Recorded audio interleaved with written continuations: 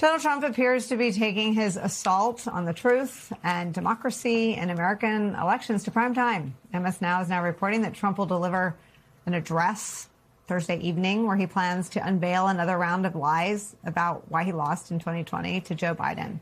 This time claiming that newly declassified reports reveal foreign interference in that election that his own government didn't know about at the time. Lies that seem to conveniently obscure that he was the president of the United States. All of his handpicked people ran every facet of the government in 2020. His handpicked Attorney General Bill Barr ran the Justice Department. His handpicked replacement for Jim Comey, Chris Wray, ran the FBI. Both of them have repeatedly and publicly debunked these lies that there was any foreign interference. Trump's address will take place in prime time.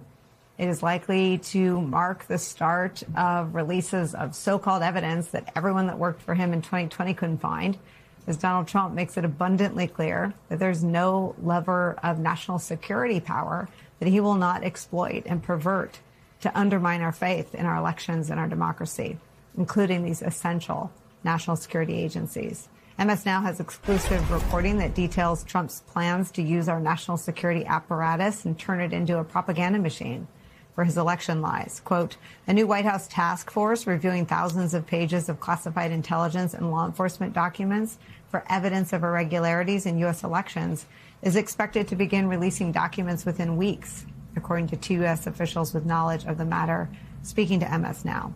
The Office of the Director of National Intelligence, whose acting chief, Bill Pulte, has been accused by Democrats of politically weaponizing federal government information, will be part of this effort. Democrats say that Trump has placed Pulte in this position so that he can aid Republicans in the midterm elections and potentially limit voting by Democrats. The release of the documents appears to be part of a series of accelerating efforts by Trump and his aides to again question and relitigate the results of the 2020 election. Claims that widespread voter fraud occurred in the country and decreased public trust in the results of pivotal elections this fall that will decide control of Congress. This effort is not just isolated to Pulte's Office of the Director of National Intelligence. MS Now reports that it is part of a whole-of-government effort to try to subvert November's midterm elections, coming on the heels of Trump's weaponization of the Department of Justice and FEMA. One election protection advocate telling MS Now that local election officials must prepare now for a federal assault on our elections, saying this, quote, this is unprecedented, she said. If you had told me in 2010 that we would be having this conversation, I wouldn't have believed you. But we have to take this seriously, given events in 2020 and the president's focus on the fall. I want to bring in one of the journalists who broke this story for us, our White House reporter, Laura Barron Lopez. Also joining us, former director of the CIA, our senior national security and intelligence analyst, John Brennan, and Miles is still here. Laura, take me through what you're reporting.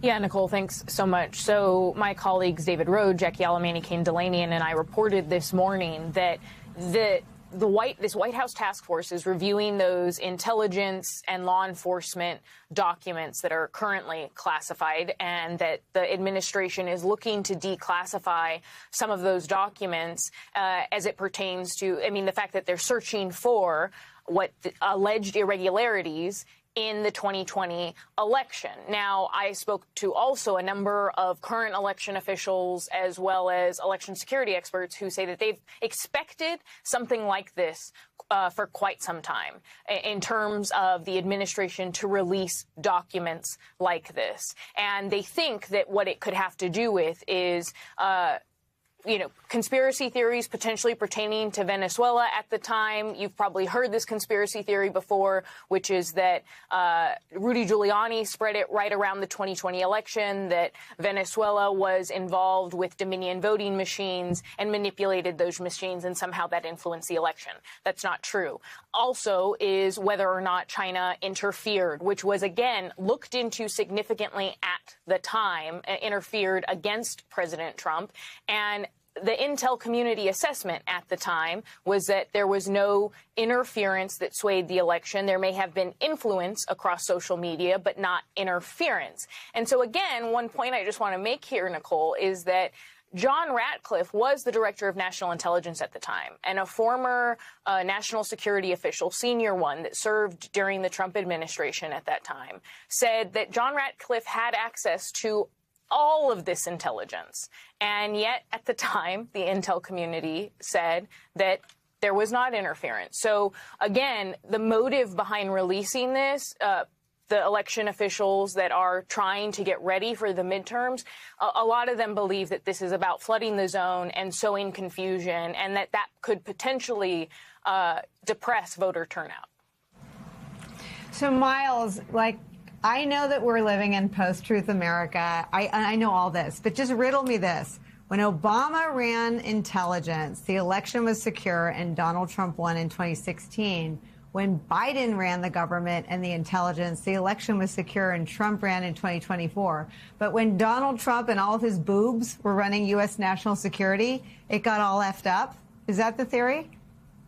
I guess so. Nicole, we like to say that this administration is built on lies, but it's also built on really bad leftovers, because these claims they are making are bad leftovers that have been sifted through years ago. They are moldy and inedible now. These claims that they're going to try to make later this week, I expect them to cherry pick and selectively leak intelligence about Chinese interference. Can I stop you, though? What document is going to show something that Donald Trump wouldn't have either stolen when he took, quote, national defense information to Mar-a-Lago in boxes that he then had flooded in the bay? If he had it, are you sure it's going to be something that didn't exist? What documents are we talking about? Well, what they'll try to do is they'll try to mischaracterize shreds of information that I think it will be easy to swat down. And I've got to agree with you, Nicole. I mean, I helped stand up Donald Trump's election protection efforts in the first administration with his director of national intelligence, with his handpicked director of the FBI, with my former colleague, Chris Krebs. And when it came to election time, those people who had access to all of that intelligence information, I was gone by that point, but people like Chris came out and said, we've seen it all, and this election was secure.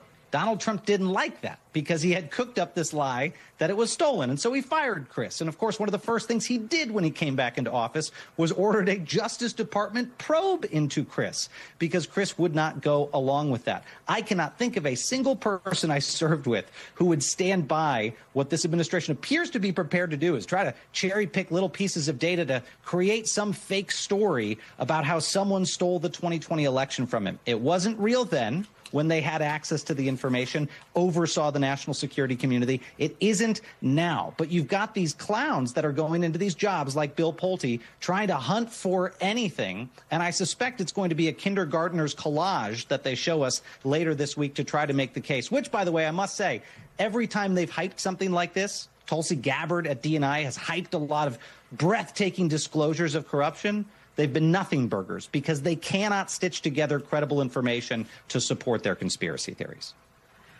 But I understand it's Laura's job to stare at the trees and cover them, but let me just ask you, Director Brennan, to paint the forest for me.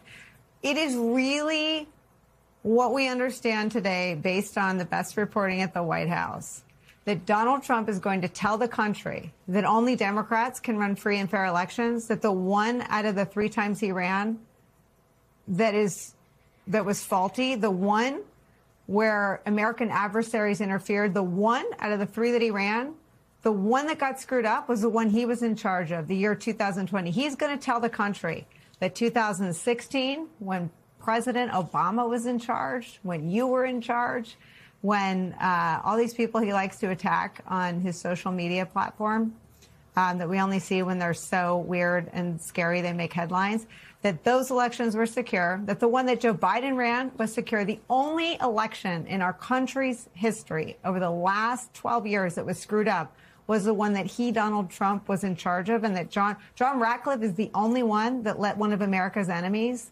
interfere in our election. That is really what he's going to take a spoon out and try to shove in the mouth of a MAGA voter?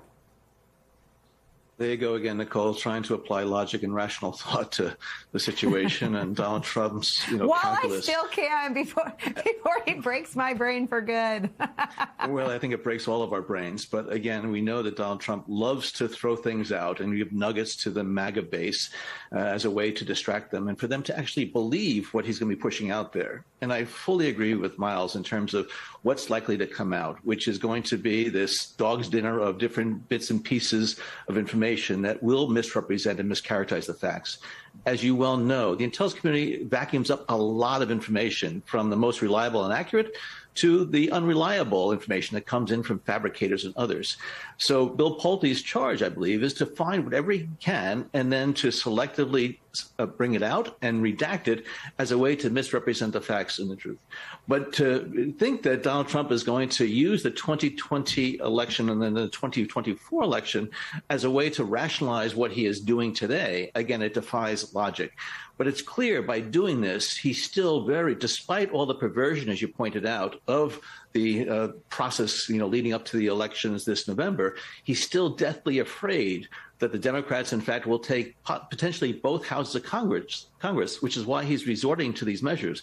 But I also believe this is going to blow back on him, because when they do this, I think you're going to have people within the intelligence community, either currently or formers, who are going to lay waste to these lies that are going to be coming out here. And to have someone like a Bill Pulte who has no understanding of the intelligence process, the intelligence mission, and intelligence itself to be doing this, again, it's going to discredit it from the get-go.